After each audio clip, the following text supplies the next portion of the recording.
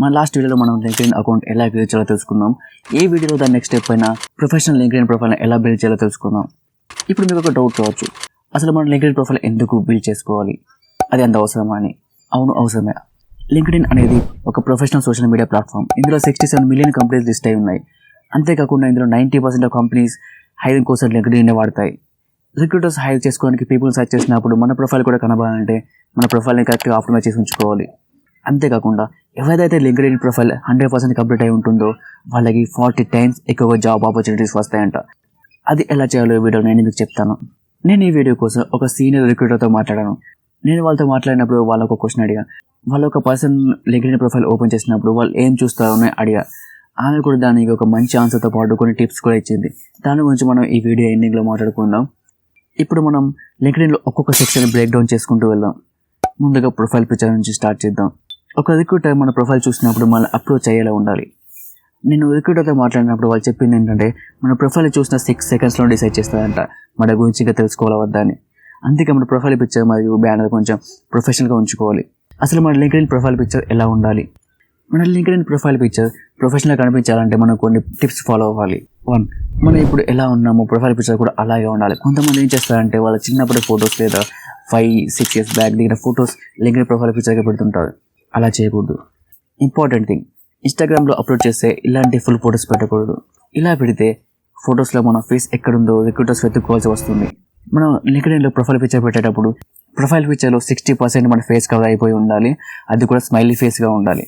And 400x400 pixel size ఫార్మాట్లో ఉంటే better. And third thing, group photo ఆ ఫ్రెండ్స్తో ఉన్న ఫోటో అస్సలు పెట్టకూడదు లింక్డ్ఇన్ ప్రొఫైల్ పిక్చర్గా.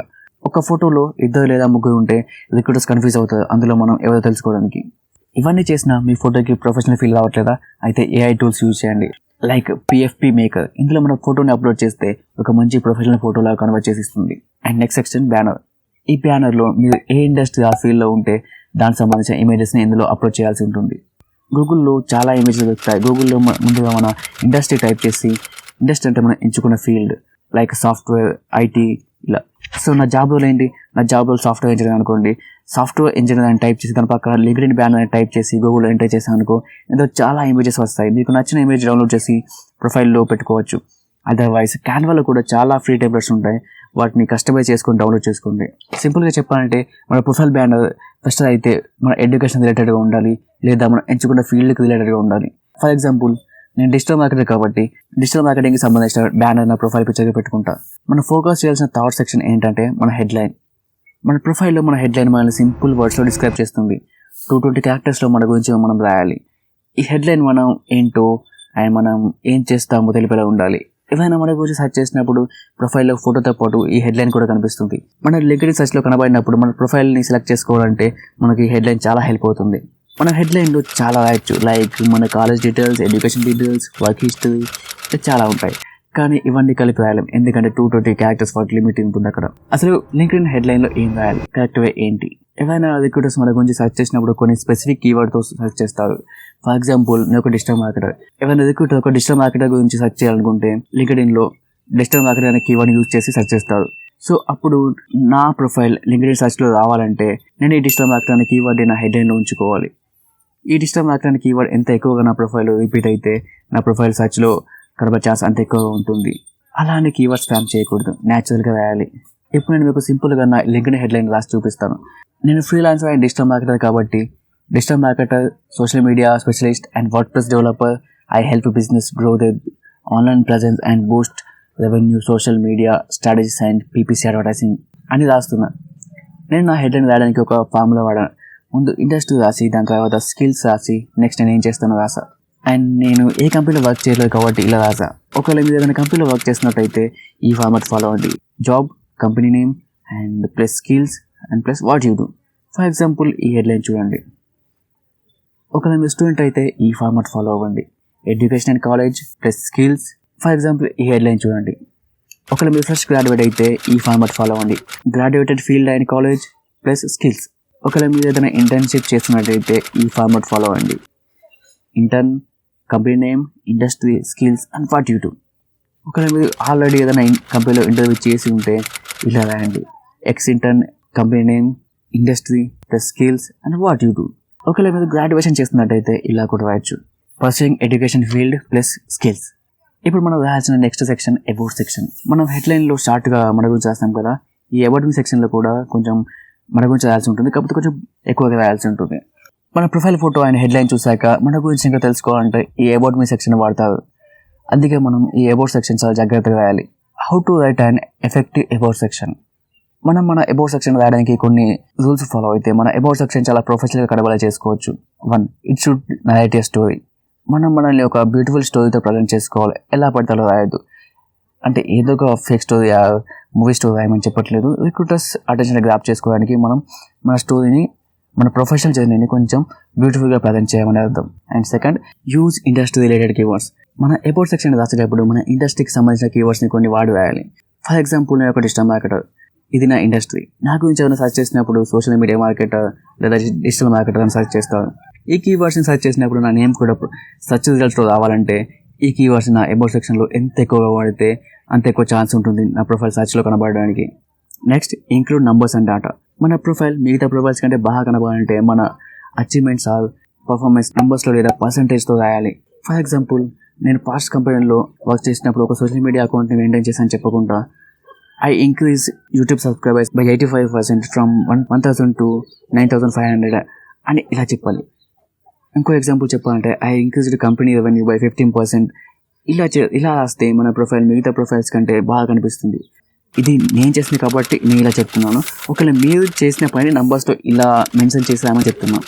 ఫర్ ఎగ్జాంపుల్, ఒకసారి దీన్ని చూడండి. దీన్ని ఎంత సింపుల్ అండ్ ప్రొఫెషనల్గా రాశారు. అబౌట్ సెక్షన్ రాసే టైంలో ముందుగా మనల్ని మనం ఇంట్రడ్యూస్ చేసుకొని మీ గురించి, మీ ఎక్స్పీరియన్స్ అండ్ ఎడ్యుకేషన్ గురించి కొంచెం రాసి, దాని తర్వాత మీ స్కిల్స్ అండ్ మీ అచీవ్మెంట్స్ గురించి కూడా కొంచెం రాయండి.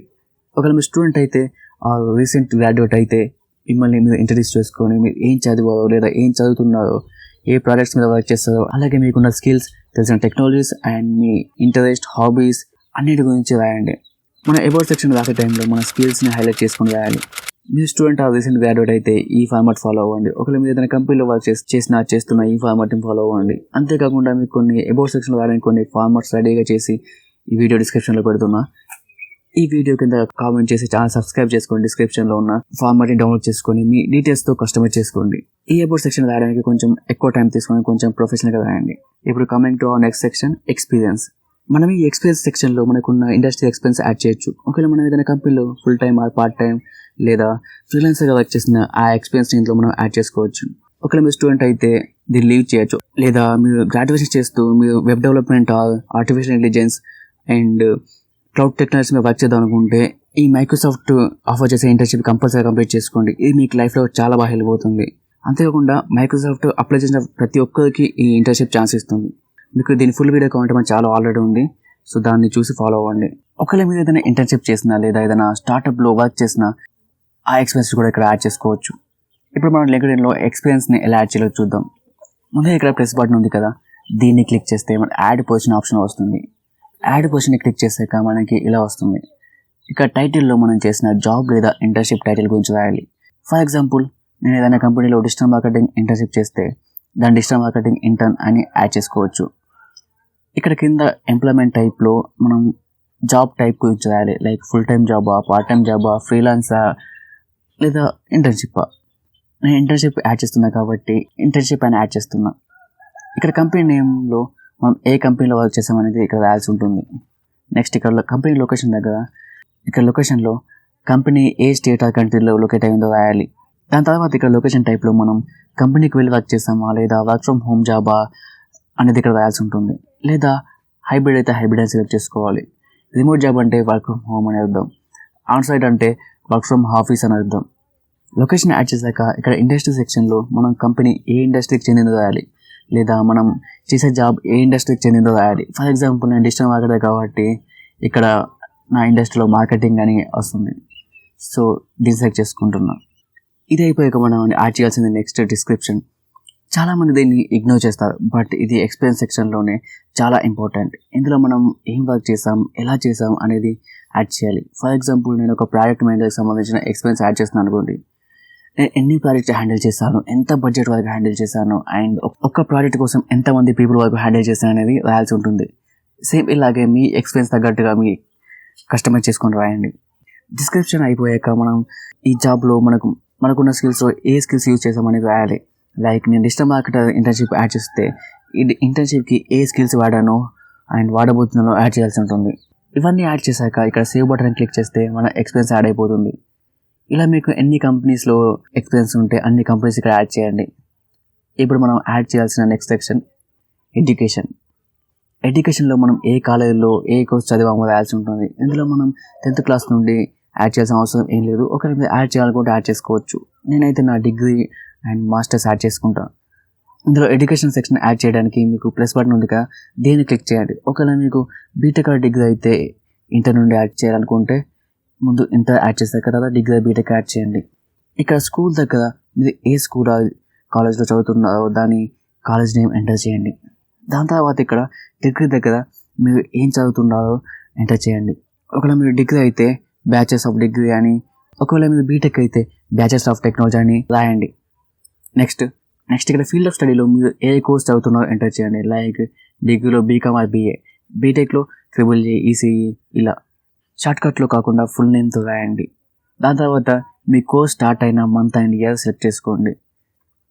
దాని తర్వాత మీ కోర్స్ ఎప్పుడు అయిపోతుందో ఇక్కడ సెలెక్ట్ చేసుకోవాలి. ఒకవేళ మీరు ఈ కోర్స్ ఇంకా చదువుతున్నట్లయితే ఈ కోర్స్ ఎప్పుడు అయిపోతుందో సెలెక్ట్ చేసుకోవాల్సి ఉంటుంది.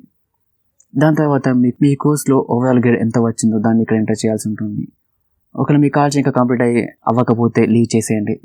సో మనం యాడ్ చేయాల్సిన next section activities and societies. మీరు కాలేజ్లో ఉన్నప్పుడు ఏదైనా ఎక్స్ట్రా కరికులర్ యాక్టివిటీస్ చేస్తుంటే లైక్ ఎన్సీసీ, ఎన్ఎస్ఎస్ ఇలా ఏమైనా చేస్తుంటే ఇందులో యాడ్ చేయండి లేదా లీవ్ చేసేయండి.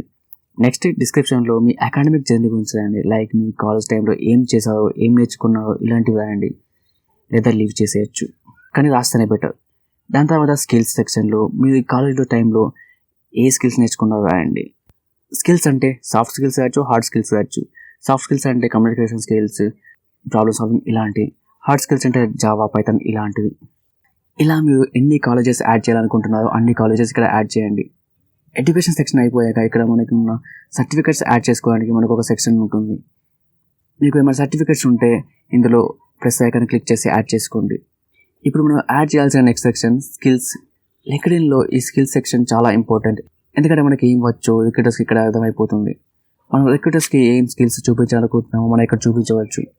మీ స్కిల్స్ యాడ్ చేయాల్సే ముందు మీ ఇండస్ట్రీలో టాప్ స్కిల్స్లో ఏంటో ఒక లిస్ట్ రెడీ చేసుకోండి. దాంట్లో నుంచి మీకు తెలిసిన స్కిల్స్ ఇందులో యాడ్ చేయడానికి అవసరం అవుతాయి. ఒకవేళ మీరు సెలెక్ట్ చేసుకున్న ఫీల్డ్లో మీకు టాప్ స్కిల్స్ ఏంటో తెలియకపోతే లింక్డ్ఇన్ కెరీర్ ఎక్స్ప్లోరర్ అని ఒక టూల్ ఉంటుంది. ఆ టూల్లో మీ ఫీల్డ్ అండ్ లొకేషన్ ఎంటర్ చేస్తే చాలు. ఆ లొకేషన్లో ఏ జాబ్ వాళ్ళకి ఏ స్కిల్స్ ఎక్కువ ఆడుతుందో అక్కడ చూపిస్తుంది. ఆ స్కిల్స్ నుంచి కూడా యాడ్ చేసుకోవచ్చు. ఇక్కడ మనకి లింక్డ్ఇన్ కొన్ని స్కిల్స్ సజెస్ట్ చేస్తుంది. వీటిలో మనకి ఏమైనా స్కిల్స్ తెలిస్తే యాడ్ చేసుకోవచ్చు. లేదా మీకు తెలిసిన ప్రతి స్కిల్ని యాడ్ చేయండి. అప్పుడే మీ ప్రొఫైల్కి లింక్డ్ఇన్లో ఏమైనా సెర్చ్ చేస్తే కనబడే ఛాన్స్ ఉంటుంది. నేను ఈ వీడియో ఎండింగ్లో రిక్రూటర్ మనకి ప్రొఫైల్ ఓపెన్ చేసినప్పుడు మనం మాట్లాడుకునే కాకుండా ఇంకెక్కువగా ఏం చూస్తారు అండ్ చెప్తానని కదా, సో ఆ టైం వచ్చేసింది. సో నాకు ఆ రిక్రూటర్ చెప్పింది ఏంటంటే, ఒక రిక్రూటర్ మన ప్రొఫైల్ ఓపెన్ చేసినప్పుడు మనం ఏ కంపెనీస్ ఫాలో అవుతున్నాం, అందులో వాళ్ళ కంపెనీని ఫాలో అవుతున్నామో లేదో చూస్తారంట. మీరు వాళ్ళు ఫాలో చేసినప్పుడే వాళ్ళకి అర్థమైపోతుందంట మీరు వాళ్ళ కంపెనీ గురించి రీసెర్చ్ చేశారో లేదో అని. అలాగే వాళ్ళతో వర్క్ చేయడానికి చాలా ఎక్సైటెడ్గా ఉన్నారని అర్థమైపోతుంది వాళ్ళకి. దీన్ని నాకు ఒక సీనియర్ రిక్రూటర్ చెప్పింది. అంతేకాకుండా మన లింక్డ్ఇన్లో ఏ ఇన్ఫ్లుయెన్సర్ని ఫాలో అవుతున్నాం అండ్ ఏ గ్రూప్స్లో జాయిన్ అయి ఉన్నాం అనేది కూడా చూస్తారంట. సో మీరు ఎవరైనా ఇన్ఫ్లుయెన్సర్ని ఇండస్ట్రీ రిలేటెడ్గా ఫాలో అవ్వండి. మీ ఇండస్ట్రీ రిలేటెడ్ గ్రూప్స్లో కూడా జాయిన్ అవ్వండి. ఇది లింక్డ్ఇన్లో చాలా మోస్ట్ ఇంపార్టెంట్ టిప్. అదేంటంటే మీరు లింక్డ్ఇన్లో కనెక్షన్స్ పెంచుకోండి. ఇది మీకు ముందు లైఫ్లో చాలా హెల్ప్ అవుతుంది. ఇదే నా లింక్డ్ఇన్ ప్రొఫైల్.